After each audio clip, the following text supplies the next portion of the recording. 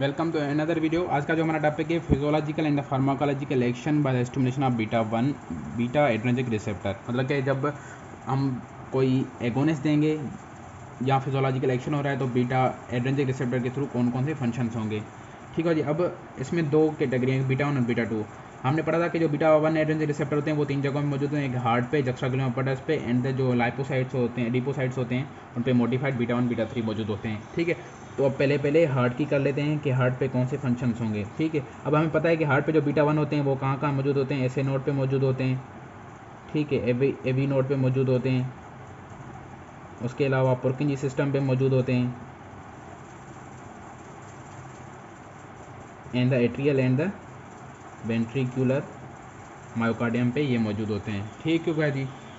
अब देखें क्या होता है कि जब ऐसे नोड पे बीटा 1 एड्रेनर्जिक रिसेप्टर हैं तो जब उसकी हम एगोनिस्ट देंगे या स्टिमुलेशन होगी सिंपैथेटिकली तो क्या होंगे कि हार्ट रेट बढ़ेगा, इंक्रीज हार्ट रेट। अब जब इंक्रीज हार्ट रेट होगा तो उसको हम बोलते हैं पॉजिटिव कोरोनोट्रॉपिक इफेक्ट। ये हमने प्रीवियस वीडियो में भी कर लिया था, अब दोबारा मैं करवा लूँगा आपको थोड़ा। उसके बाद क्या होगा कि जब एवी नोड पे बीटा 1 एड्रेनर्जिक रिसेप्टर हैं तो एवी नोड की कंडक्शन इंक्रीज हो जाएगी, तो क्या होगा, increase conduction through AV node. अब इनके जो नोट्स हैं वो आपको कहाँ मिल जाएंगे, इंस्टाग्राम और फेसबुक मिल जाएंगे। डिटेल जो हैंड रिटन नोट्स हैं वो आपको इजीली मिल जाएंगे उधर।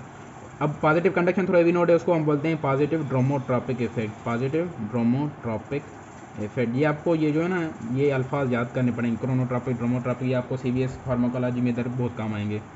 ठीक है, उसके बाद क्या होगी कि एक्साइटेबिलिटी भी बढ़ जाती है, जो पुरकिंजी सिस्टम है उसकी एक्साइटेबिलिटी इंक्रीज हो जाती है, इंक्रीज एक्साइटेबिलिटी ऑफ पुरकिंजी सिस्टम। ठीक है, जो bundle of his left and right bundle branches हैं, पुरकिंजी फाइबर है, उनकी एक्साइटेबिलिटी इंक्रीज हो जाती है, तो उसको हम बोलते हैं पॉजिटिव बेथमोट्रॉपिक इफेक्ट। बेथमोट्रॉपिक इफेक्ट। देखिए अब हार्ट पे इसके सारे फंक्शन हैं। उसके बाद क्या होती है कि जो वेंट्रिकुलर मायोकार्डियम है उसकी कंट्रैक्शन भी इंक्रीज हो जाती है। ठीक है, तो उसकी increase contraction of ventricular myocardium, तो उसको हम बोलते हैं positive inotropic effect. Inotropic effect. अब जो पॉजिटिव आइनोट्रॉपिक इफेक्ट है वो किसका है, पैरासिम्पैथेटिक का नहीं होता। ठीक है जी। अब देखें, अब हार्ट रेट इंक्रीज हो रहा है, ये जो सारे हैं ये हार्ट रेट को डिटरमाइन करते हैं, हार्ट रेट इंक्रीज हो जाएगा हमारा। ये जो कंट्रैक्शन है ये डिटरमाइन करती है स्ट्रोक वॉल्यूम को, तो स्ट्रोक वॉल्यूम भी इंक्रीज हो जाएगा हमारा। तो क्या होगा कि heart rate into stroke volume is equal to cardiac output, तो कार्डिक आउटपुट हमारा इंक्रीज हो जाएगा। तो हमें सिंपैथेटिक की एक्टिविटी के दौरान कार्डिक आउटपुट इंक्रीज करना ही चाहिए। ठीक है, अब ड्रग्स पे देखें क्या होता है कि अगर हम बीटा 1 एगोनिस्ट देंगे, बीटा 1 एगोनिस्ट देंगे तो क्या होगा, कार्डियो स्टिमुलेशन होगी, कार्डियो स्टिमुलेशन होगी। इन केस अगर हम बीटा 1 एंटागोनिस्ट देंगे, ठीक है, तो क्या होगी, कार्डियो इनहिबिशन होगी, इनहिबिशन होगी।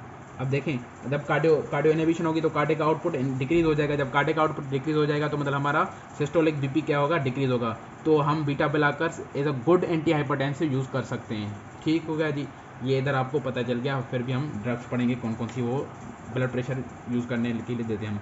दूसरा, जक्स्ट्राग्लुमेरुलर अपैरेटस की अगर हम बात करें, जक्स्ट्राग्लुमेरुलर अपैरेटस पे क्या होते हैं, बीटा 1 एड्रेनर्जिक रिसेप्टर होते हैं। ठीक है, अब देखें बीटा 1 एंटागोनिस्ट कैसे इधर हम एज एंटी हाइपरटेंसिव दे रहे हैं और इधर भी देखें कैसे होता है।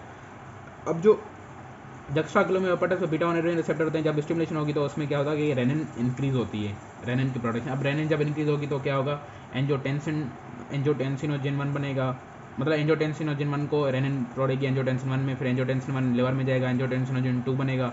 अब जो एंजियोटेंसिन 2 है वो एक स्ट्रॉन्ग बेसो कंस्ट्रक्टर है, मतलब टोटल पेरिफेरल रेजिस्टेंस बढ़ाएगा तो डायस्टोलिक बीपी बढ़ेगी। उसके अलावा ये अल्डोस्टेरोन को इंक्रीज करवाता है, प्रोडक्शन जो एड्रेनोकॉर्टेक्स होता है उधर से अल्डोस्टेरोन निकलेगा तो वाटर एंड सॉल्ट रिटेंशन होगी, तो वो ब्लड वॉल्यूम को भी इंक्रीज करेगा, तो ये भी बीपी इंक्रीज होगी। तो मतलब बीटा 1 एड्रेनल रिसेप्टर को इंक्रीज करने से हमें क्या हो रही है, बीपी इंक्रीज हो रही है। तो अगर हम बीटा 1 एगोनिस्ट देंगे तो क्या होगी, रेनिन की प्रोडक्शन ज़्यादा होगी। इन केस अगर हम बीटा 2 एड्रेनर्जिक देंगे, बीटा 2 इंटागोनिस्ट देंगे तो वो क्या करवा रहे हैं, डिक्रीज रेनिन प्रोडक्शन। जब डिक्रीज रेनिन प्रोडक्शन होगी तो डिक्रीज एंजियोटेंसिन टेंशन 2, फिर वो क्या करवेगा, डिक्रीज अल्डोस्टेरोन।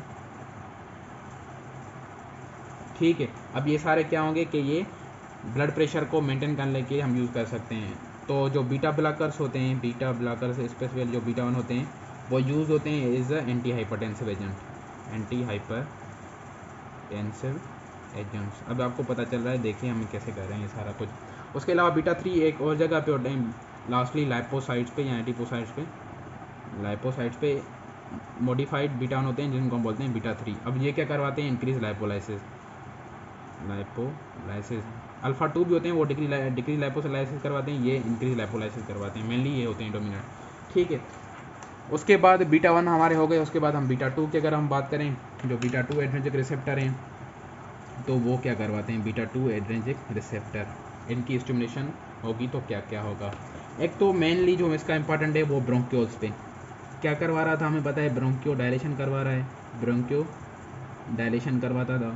ठीक है, तो जब अब ब्रोंक्यो डायलेशन करवा रहा है, तो अगर अस्थमा होगी, ठीक है, पेशेंट अस्थमा में क्या होता है कि जो ब्रोंक्योल्स होते हैं वो कंस्ट्रिक्ट होते हैं, तो उनको डायलेट करवा सकते हैं हम by giving the beta agonist. अगर हम बीटा एगोनिस्ट देंगे, ठीक है, अब बीटा एगोनिस्ट देंगे तो वो बीटा 2 एड्रेनर्जिक रिसेप्टर एक्टिवेट होंगे, तो ब्रोंक्यो डायलेशन होगी, तो अस्थमा को ट्रीट कर सकते हैं हम। अब सिलेक्टिवली जो बीटा 2 एड्रेनर्जिक रिसेप्टर होते हैं, बीटा 2, ठीक है, बीटा 2 एगोनिस्ट होते हैं, वो क्या करवा, कौन सा होता है, अल्ब्यूटिरोल, ये क्या करवाता है, बीटा 2 सिलेक्टिवली एगोनिस्ट है, ये ब्रोंक्यो डायलेशन करते हैं और हम इसको अस्थमा में यूज़ करते हैं। ठीक है, अब अगर इधर देखें, अब जो बीटा ब्लॉकर होगा, बीटा ब्लॉकर, ठीक है, लाइक द प्रोपिनोलोल, ये बीटा 2 पे भी काम करता है। ये काम करेगा तो क्या होगी, ब्रोंको डायलेशन नहीं, अपोजिट फंक्शन होगा, ब्रोंको कंस्ट्रिक्शन होगी। अब ब्रोंको कंस्ट्रिक्शन होगी तो इन केस अगर हम प्रोपिनोल अस्थमा के पेशेंट को देंगे तो उसके सिम्टम और ज़्यादा वर्सन हो जाएंगे, तो प्रोपिनोल कंट्रा इंडिकेटेड है इन द अस्थमा। ठीक है, याद रखना है, क्यों है आपको ये पता चल गया। ठीक है, उसके अलावा क्या करवाते हैं, ये बीटा 2 एंजाइम रिसेप्टर सीक्रेशन को रिड्यूस करवाते हैं, ब्रोंकियल सीक्रेशन को ये रिड्यूस करवाते हैं through the construction of blood vessels of bronchioles, ये हो गया। उसके अलावा beta 2 adrenergic receptor pregnant women के यूट्रस में मौजूद होते हैं, प्रेग्नेंट वुमन के यूट्रस पे मौजूद होते हैं। ठीक है, बीटा 2 एड्रेनर्जिक रिसेप्टर होते हैं। अब ये उधर क्या करवाते हैं, अगर हम इसके एगोनिस्ट देंगे, ठीक है, इसको स्टिमुलेट करेंगे तो क्या होगी, जो यूट्रस की मायोमेट्री में वो क्या होगी, रिलैक्स हो जाएगी। ठीक है, अब उस रिलैक्सेशन को हम बोलते हैं टोकोलाइसिस। ठीक है, टोकोलाइसिस मतलब क्या है, beta 2 mediated relaxation of the uterus, उसको टोकोलाइसिस बोलते हैं। अब देखें, अगर किसी की प्रीमेच्योर लेबर हो रही है, मतलब यूट्रस प्रीमेच्योरली कंट्रैक्ट कर रहा है ड्यूरिंग अ प्रेगनेंसी, तो हम उसको इनहिबिट करवा सकते हैं through the beta 1 adrenergic receptor agonist के। अगर हम बीटा 2 एड्रेनर्जिक रिसेप्टर देंगे तो उसको रिलैक्सेशन होगी और यूट्रस रिलैक्स हो जाएगा। तो एक ड्रग होती है जिसको हम बोलते हैं रेट्रोड्रीन जो है, ये एक टोकोलाइटिक ड्रग है, जो टोकोलाइसिस करवाती है, मतलब beta 2 adrenergic receptor mediated uterus relaxation करवाती है। ठीक है, एक ये ड्रग है। देखें इनकी इंपॉर्टेंस है, ड्रग मतलब इनकी रिसेप्टर पढ़ने की, रिसेप्ट डिस्ट्रीब्यूशन की, उन पे ड्रग्स काम करती हैं, इसलिए हम पढ़ रहे हैं। अगर हम मेटाबॉलिक चेंजेस की बात करें तो लिवर पे क्या होते हैं, बीटा 2 एड्रेनर्जिक रिसेप्टर होते हैं, बीटा 2 एड्रेनर्जिक रिसेप्टर मौजूद होते हैं। तो इधर वो क्या करवाते हैं, ग्लाइकोजेनेसिस को ये क्या करवाते हैं, डिक्रीज़ करवाते हैं या स्टॉप करवाते हैं। ठीक है, क्योंकि मतलब लेट्स सपोज हाइपोग्लाइसीमिया हमारा सिम्पैथेटिसिटी बढ़ जाती है, तो उस वक्त हमें ग्लाइकोजन फॉर्मेशन नहीं चाहिए, हमें उस वक्त ग्लूकोज चाहिए, तो क्या होगी, उधर स्टार्ट ग्लाइकोजिनोलाइसिस होगी, मतलब ब्रेक डाउन ऑफ ग्लाइकोजन होगी और ग्लूकोज रिलीज होगा। ठीक है, ये सारे फंक्शन थे बीटा 2 के।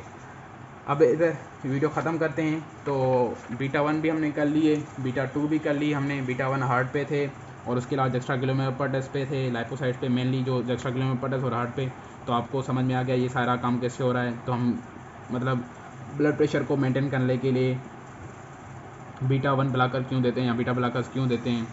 ठीक है, उसके अलावा एस्थमा में बीटा एगोनिस्ट क्यों देते हैं, ये सारा हमने पढ़ लिया। ठीक है, होप्स आपको ये वीडियो समझ में आया। अब जो नेक्स्ट वीडियो होगा उसमें हम ड्रग से स्टार्ट करेंगे, उनकी क्लासिफिकेशन करेंगे और उनका यूसेज पर्टिकुलर हर एक ड्रग का करेंगे।